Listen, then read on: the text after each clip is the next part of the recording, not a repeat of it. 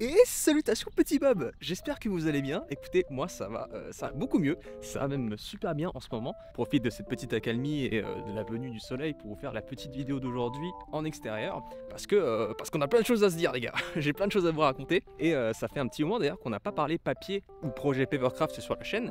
Mais voilà, c'est pas parce que je suis pas trop présent sur la chaîne et sur les réseaux en ce moment que je n'en démords pas moins. Même j'ai envie de vous dire, c'est plutôt l'inverse. En ce moment, ça bosse beaucoup.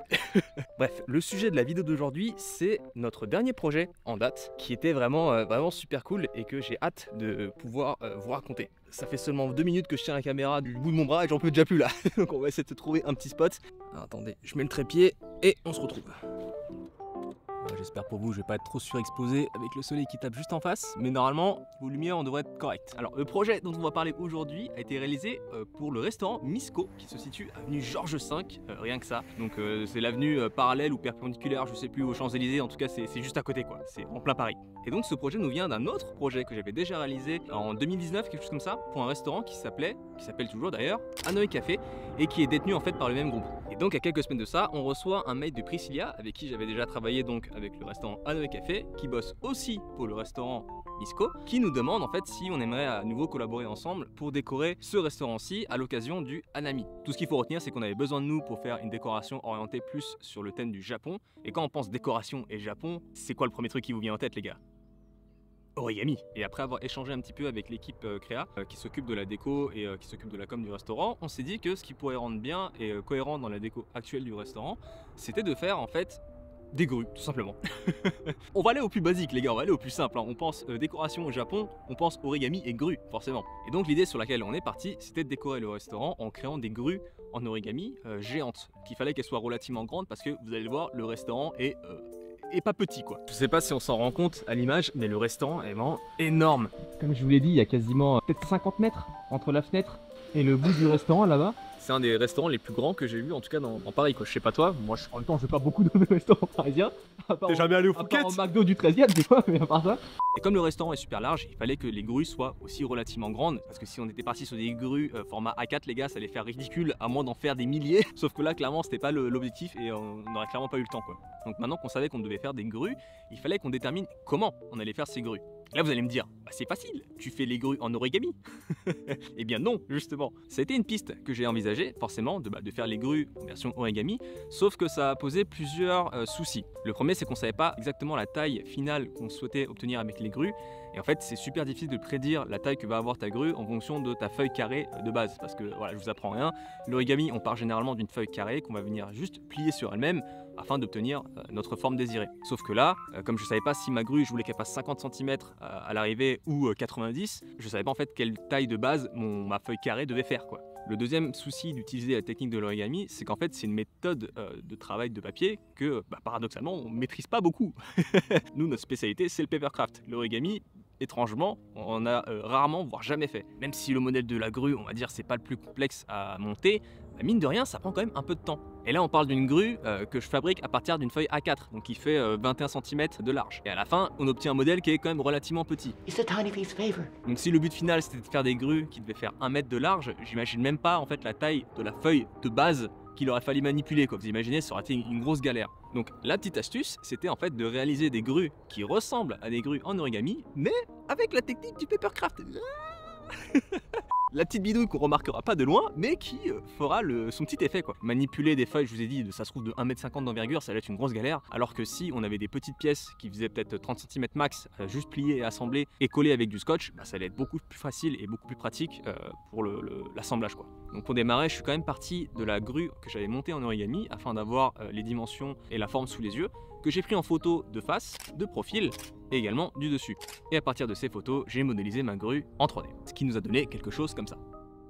Et donc voilà, on avait le modèle, on avait toutes les pièces qui ont été découpées par script laser. Donc encore un gros merci à Julien d'avoir pu assurer la prod, parce qu'en termes de délai, de timing et de temps, on était un peu short quoi. Mais franchement il a assuré son sou, donc un gros merci à toi Julien. Je vais mettre un petit timelapse ici du montage qui nous a pris environ 2 à 3 jours de boulot avec ma chérie dans l'appartement, donc qui s'est vite rempli en fait de plein de petites grues. Constatez-moi cette armée de petits poulets roses là, de petits poulets crus. Oh, ça fait 6, plus que 29 les gars. Sachant que, un petit truc important que je voulais vous mentionner aussi par rapport à l'assemblage, c'est qu'il fallait aussi réfléchir au transport de ces grues. Il y avait quand même 35 à transporter et comme je vous l'ai dit, elles faisaient entre 50 et 90 cm de large. Mine de rien, ça prenait un peu de place. Et la solution que j'ai trouvée, qui me semblait la plus pratique et qui, selon moi, allait prendre moins de place, c'était en fait de séparer les ailes des grues. Donc en fait, on a assemblé toutes les grues dans un premier temps et on a séparé toutes les ailes qu'on a préassemblées en positionnant le scotch double face pour pouvoir les monter sur place une fois au restaurant. Parce que si jamais on avait monté les grues en avance, je vous ai dit, ça aurait pris tout ça de place, sachant qu'on pouvait pas en fait replier les ailes sur elles-mêmes comme un X-Wing pour qu'elles prennent moins de place parce que le modèle nous permettait pas en fait. Donc une fois qu'on avait monté toutes les grues et qu'on les avait empaquetées, il était désormais temps de passer à la livraison. Et l'installation, les amis. L'installation se déroulait un jeudi, en pleine semaine, à 5 h du matin, sur place. Donc le réveil, il était un petit peu tôt quoi. Ou comme vous pouvez le constater, certains étaient mieux réveillés que d'autres. Et une fois que la voiture était pactée, je me suis empressé d'aller chercher l'autre singe, histoire de partir en mission. Ça fait quoi? Ça va quoi? Oh putain, mais c'est royal. Le petit café, la petite barre de protéines. Donc maintenant, on est prêt à partir en mission installation, direction Misco, en plein Paris. Le repos de la mort de John Wick.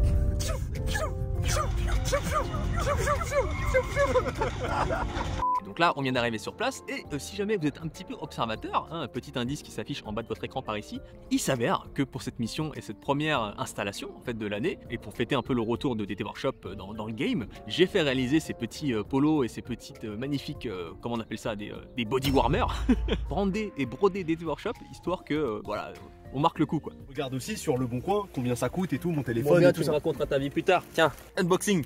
J'espère qu'il vaut plus cher que l'iPhone. Oui, ce qu'il me racontait, ces histoires de téléphone cassé, tout ça, ouais, on s'en fout. Tu sais là, je fais ça, ça va. Mais non. Oh là là, les professionnels. J'étais spoil parce que je l'ai vu sur toi. Vas-y, pour ça, je t'essaie de tourner dans tous les sens, on m'a fait cramer, je faisais merde, il va voir. Donc si jamais d'ailleurs vous avez envie de faire broder des petits trucs ou customiser des petits goodies, n'hésitez pas à passer par Aude de A l'Atelier. Encore un gros merci à toi. Parfait, allez, C'est parti. mec du chantard. Et il est où mon casque? Bon, on va arrêter de faire les singes parce que on a beaucoup de cartons à aller ramasser là. Donc si je résume à ce moment-là, il est environ peut-être 5h, 5h15 et on arrive dans le restaurant. Bonjour, ça va et toi? Et je vous avoue que même si je suis pas spécialement fan de Paris et de l'Île-de-France en général, Faut dire ce qu'on veut de Paris, il y a quand même une petite ambiance hein, de nuit, comme ça. Quand il y a personne dans les rues et que les rues sont calmes, la ville a quand même son petit charme. on est reçu par Priscilla, Ambrine et Jordi de l'équipe Misco, histoire de voir un petit peu comment on va s'agencer et s'organiser pour pouvoir attaquer les opérations. Petite ambiance tamisée du restaurant. C'est Ambrine qui s'y colle pour la première, qui va se servir de crash test. Qui pareil, il y a le néon de Zeus ici là qui est à côté. Celle-là, c'est la petite selle. Ouais. En tout cas, l'accroche fonctionne, on peut monter et atteindre la grille sans trop de problème. Donc maintenant, il n'y a plus qu'à voir comment on va répartir tout ça. J'ai utilisé les plans que Priscilla m'a filés du restaurant justement pour déterminer la taille de l'espace qu'on était censé couvrir. Et grâce à ces plans-là, j'ai pu recréer en fait le restaurant entièrement en 3D, histoire de pouvoir mieux me projeter. En gros, on avait une espèce de table haute, une table bar, qui mesurait environ 30 mètres de longueur et il fallait qu'on mette les grues et qu'on les dispose justement sur toute la longueur quoi. J'ai modélisé la table, les chaises, j'ai placé 2-3 bougs histoire de mieux se représenter l'échelle et ensuite il était temps pour moi de positionner mes grues. J'avais préparé et modélisé du coup toute la salle en 3D histoire de pouvoir faire notre répartition en amont histoire de gagner du temps pendant l'installation. Et on a 5 tailles différentes, donc les plus grandes grues font 90 cm, ensuite elles rapetissent en taille par échelon de 10 cm. Donc on a 90, 80, 70. 60, 50, je sais plus compter. Et les quantités sont aussi dégressives. Donc celle de 90 cm on en a 5, celle de 80 on en a 6, puis 7, puis 8, puis 9, jusqu'à arriver à 35. Pour le choix des couleurs des grues, on savait pas vraiment si on allait partir sur des grues aspect papier, donc couleur blanche, ou sur des couleurs un peu funky. Sachant que le code couleur du restaurant Misco, c'est un espèce de rose super flashy et un orange ultra flashy aussi. Donc on est parti sur un petit compromis, en fait des grues qui étaient rose pâle et rose foncé, avec les logos par contre de Misco qu'on a répliqué en fait sur l'intégralité du motif, et aussi pour casser l'aspect trop uni si jamais on avait utilisé un papier déjà teinté dans la masse. Ça c'est pâle. Ouais. Ça c'est foncé. Et ça c'est foncé. Ça se voit pas forcément bien, sauf quand tu les mets vraiment l'un sur l'autre. Là tu vois bien la nuance. Je les ai vus. J'ai la vision. T'as la vision. Je me suis également occupé de dispatcher les ailes qui correspondaient à chacune des grues, parce que je vous rappelle qu'on avait donc 5 tailles différentes et 2 couleurs différentes. Là j'ai pris soin en amont de les trier par couleur. Et en fait la différence est très subtile. Là on peut le voir en fait quand ils sont vraiment l'un à côté de l'autre.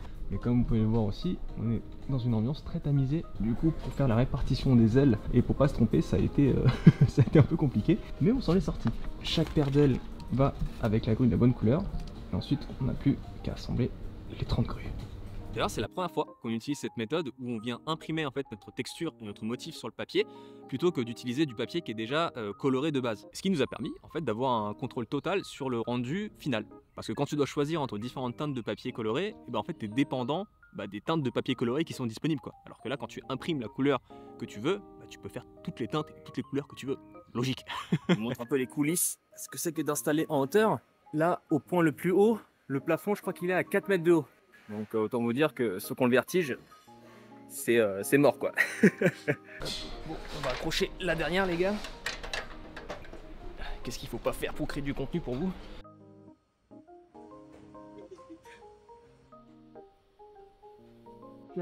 Et ouais, le travail.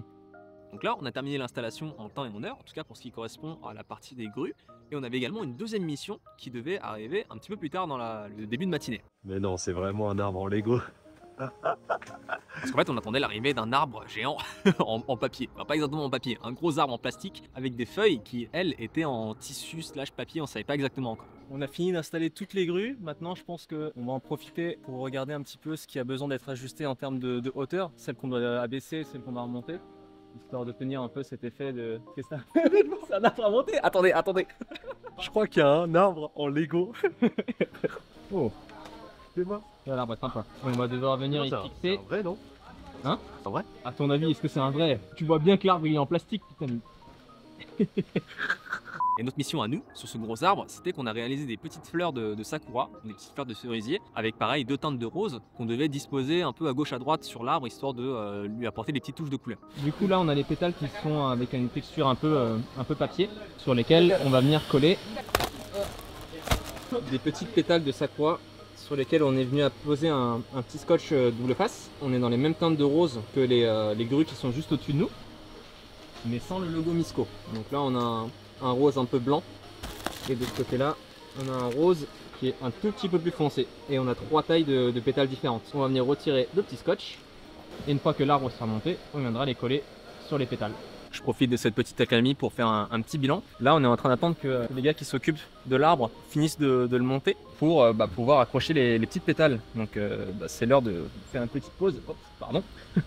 Et d'en profiter pour prendre le petit déj. Mais en tout cas je suis content, le rendu est vachement cool. Maintenant la question ça va être de voir l'envergure que va prendre l'arbre, parce qu'il a l'air quand même balèze. Je suis toujours terminé par cet arbre qui s'emboîte, qui se monte avec plein Lego. Ah ouais, ça me fume. T'as vu, ils sont en train de poser les pots et tout, regarde. Ouais, ça rajoute grave de la hauteur et tout. Nos grues à nous, elles sont un peu entre les deux avec du rose blanc. Par contre, ça c'est des vrais. Ça c'est des vraies fleurs du coup. Ouais. La décoration pour le Hanami, c'est de quand à quand? C'est pendant un mois. Un mois, donc de mi-avril jusqu'à mi-mai. Si vous voulez profiter de la décoration spéciale Japon Hanami au Resto Misco, vous savez quand est-ce qu'il faut venir ici. Pour ça, faut que tu sortes la vidéo avant fin mai. Comme le dragon. Ça fait 6 mois qu'il sort dans 2 semaines. Il arrive bientôt, marquez mes mots.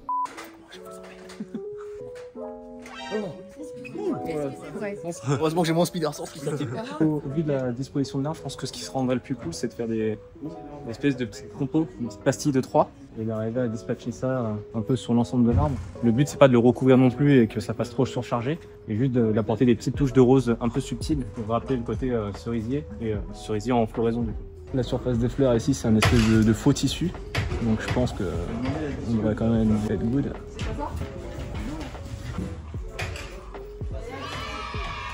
D'ailleurs, on a pu avoir un petit coup de main de toute l'équipe de Misco qui a pu nous assister pour cette étape, et ça c'était quand même vachement cool. Ça va Ambrine, ça te plaît la déco? Mais donc voilà les gars, je pense que j'ai fait à peu près le tour de ce que j'avais à vous dire sur ce super projet. En tout cas, j'aimerais remercier à nouveau toute l'équipe de Misco de nous avoir à nouveau fait confiance sur cette mission. En tout cas, je me suis éclaté vraiment à pouvoir réaliser tout ça avec vous, et puis même avec Anto, je pense que ça s'est vu. Franchement, on a pris un pied fou à pouvoir travailler sur ce projet, et j'espère que vous aussi dans cette vidéo, vous avez pris plaisir à voir un petit peu comment ça se passait dans l'envers du décor. Parce que voilà, comme je vous l'ai dit, je suis pas trop actif en ce moment sur les réseaux, mais c'est pas pour autant que je travaille pas. Il se passe tellement de trucs, j'aimerais tellement vous partager tout ce qui m'arrive, mais j'ai pas assez de temps. Mais là j'ai trop de trucs à vous raconter les gars, j'ai hâte de pouvoir retourner sur les réseaux, sur Twitch notamment, et partager tout ça avec vous au quotidien. J'essaie de rattraper le temps comme je peux. En tout cas mes petits bobs, pour ceux qui aimeraient profiter de la décoration et qui habitent en région parisienne, ou ceux qui seront de passage sur Paris, la décoration restera encore en place, il me semble, jusqu'à fin mai, le 25 mai si je dis pas de bêtises. Donc je sais pas encore exactement quand est-ce que sortira la vidéo, normalement avant la fin de la déco, mais voilà, vous savez à peu près jusque quand vous allez pouvoir profiter de cette magnifique décoration et voir le fruit somptueux de notre incroyable travail. Donc voilà les gars, c'est la fin de cette vidéo, j'espère que de vous emmener un petit peu avec nous directement sur le terrain, ça vous aura fait plaisir parce que moi j'ai pris beaucoup de plaisir justement à tourner cette vidéo et vous montrer un peu plus que juste ce qui se passe dans l'atelier, en fait, de voir ce que ça donne directement en installation. Et d'ailleurs n'hésitez pas à me le dire en commentaire si jamais ce genre de contenu vous plaît. Et puis moi je vous dis à très bientôt pour le prochain atelier, parce que je vous rassure, il y a d'autres trucs qui sont passés en même temps les gars, il y a trop de trucs qui se passent les gars. Bref, je vous dis à très bientôt pour le prochain atelier. Allez, ciao ciao. Dire que tout le projet démarre de ce petit truc.